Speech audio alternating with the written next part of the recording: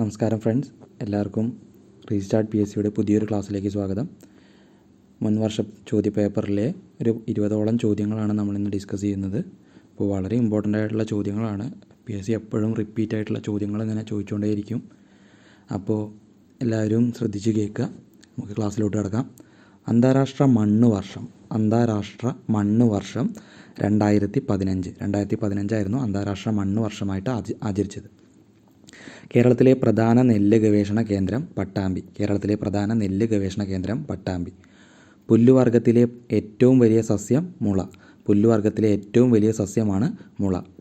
ആഫ്രിക്കയിലെ ലൈബീരിയയിൽ 10,000-കണക്കിന് ആളുകൾ മരണപ്പെട്ട രോഗം വവ്വാലുകളാണ് പടർത്തുന്നത് എന്നാണ് കണ്ടെത്തിയത്. ഏതാണ് ആ രോഗം? അപ്പോൾ വവ്വാലുകൾ മൂലം കുറേ പേര് മരിച്ച രോഗമാണ് എബോള. ആഫ്രിക്കയിലാണ് ആദ്യമായിട്ട് കണ്ടുപിടിച്ചത് എബോള. കറുത്ത പൊന്ന് എന്നറിയപ്പെടുന്ന സുഗന്ധവ്യഞ്ജനം ഏത്? കുരുമുളകാണ്. കറുത്ത പൊന്ന് കുരുമുളക്. ഒരുപാട് വട്ടം ചോദിച്ചിട്ടുള്ള ചോദ്യമാണ് കുരുമുളക്. കറുത്ത പൊന്ന് കുരുമുളക്. ലോക പരിസ്ഥിതി ദിനം ജൂൺ 5. അറിയാത്തവരായിട്ട് ആരും ഉണ്ടാവില്ല. ഇത്രയും ഇമ്പോർട്ടൻ്റ് ആയിട്ടുള്ള ചോദ്യമാണ്. ലോക പരിസ്ഥിതി ദിനം ജൂൺ 5. സ്കർവി ഏത് വിറ്റാമിൻ്റെ കുറവ് കൊണ്ടാണ് ഉണ്ടാകുന്നത്? വിറ്റാമിൻ സിയുടെ കുറവ് കൊണ്ടാണ് സ്കർവി ഉണ്ടാകുന്നത്. വിറ്റാമിൻ സിയുടെ കുറവ് കൊണ്ട് സ്കർവി. കണ ഉണ്ടാവുന്നതാണ് വിറ്റാമിൻ ഡിയുടെ കുറവ് കൊണ്ടാണ് കണ അഥവാ റിക്കറ്റ്സ് ഉണ്ടാവുന്നത്. അതേപോലെ നിശാന്തത ഉണ്ടാകുന്നത്,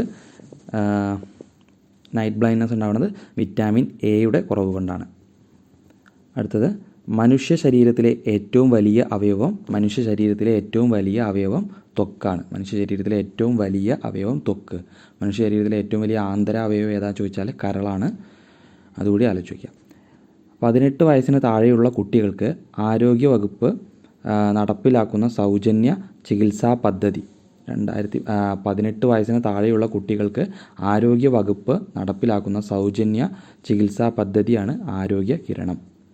അടുത്ത ചോദ്യം, ശരീരനിർമ്മിതിക്കും വളർച്ചയ്ക്കും സഹായകമായ പ്രധാന ആഹാര ഘടകം ഏത്? പ്രധാന ആഹാര ഘടകം പ്രോട്ടീനാണ്. ശരീരനിർമ്മിതിക്ക് വേണ്ട പ്രധാന ആഹാര ഘടകം. അടുത്ത ചോദ്യം, ആവർത്തന പട്ടികയിൽ 18ാം ഗ്രൂപ്പിൽ ഉൾപ്പെടുന്ന വാതകങ്ങൾ നിഷ്ക്രിയ വാതകങ്ങൾ എന്നറിയപ്പെടുന്നു. നിഷ്ക്രിയ വാതകമല്ലാത്തത് ഏത് എന്ന് കണ്ടുപിടിക്കുക. Argon, neon, hydrogen, helium. ഇത്രയാണ് ഓപ്ഷൻസ്. ഹൈഡ്രജൻ ആണ് നിഷ്ക്രിയവാതകം അല്ലാത്തത്.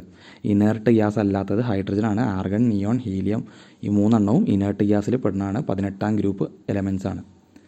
ഹൈഡ്രജൻ എന്ന മൂലകത്തിൻ്റെ ഏത് ഐസോട്ടോപ്പാണ് ആണവ നിലയങ്ങളിൽ ഉപയോഗിക്കുന്നത്? ഹൈഡ്രജൻ എന്ന മൂലകത്തിൻ്റെ ഏത് ഐസോട്ടോപ്പാണ് ആണവ നിലയങ്ങളിൽ ഉപയോഗിക്കുന്നത്?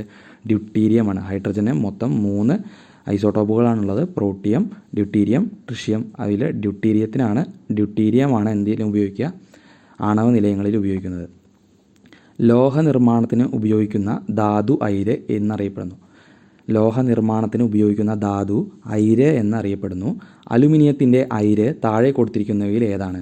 താഴെ തന്നിരിക്കുന്ന ഹെമറ്റൈറ്റ്, കലാമിൻ, കുപ്രൈറ്റ്, ബോക്സൈറ്റ് എന്നിവയാണ്. ഈ തന്നിരിക്കുന്നതിൽ ബോക്സൈറ്റാണ് അലുമിനിയത്തിൻ്റെ അയിര്. ISI മാനദണ്ഡവും അനുസരിച്ച് 1ാം ഗ്രേഡ് ടോയ്ലറ്റ് സോപ്പിൻ്റെ TFM എത്ര ശതമാനത്തിൽ കുറയാൻ പാടില്ല? ISI മാനദണ്ഡം അനുസരിച്ച് 1ാം ഗ്രേഡ് ടോയ്ലറ്റ് സോപ്പിൻ്റെ TFM എത്ര ശതമാനത്തിൽ കുറയാൻ പാടില്ല? 76% കുറയാൻ പാടില്ല. അടുത്ത ചോദ്യം, ഭൂവൽക്കത്തിൽ ഏറ്റവും കൂടുതലായി കാണപ്പെടുന്ന മൂലകമേത്? ഓക്സിജൻ. ഭൂവൽക്കത്തിൽ ഏറ്റവും കൂടുതലായി കാണപ്പെടുന്ന മൂലകം ഓക്സിജനാണ്.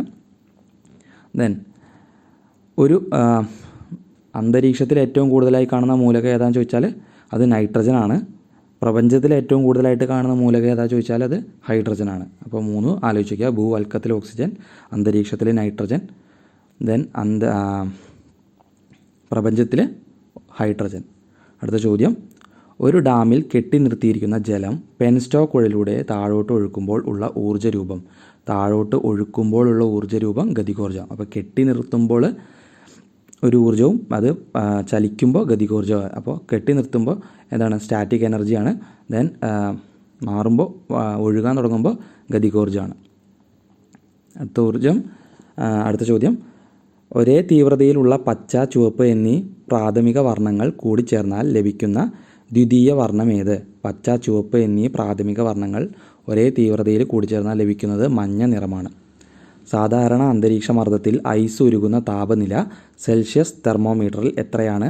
0 ഡിഗ്രി സെൽഷ്യസ് ആണ്. സാധാരണ അന്തരീക്ഷ മർദ്ദത്തിൽ ഐസ് ഉരുകുന്ന താപനിലയാണ് 0 ഡിഗ്രി സെൽഷ്യസ്.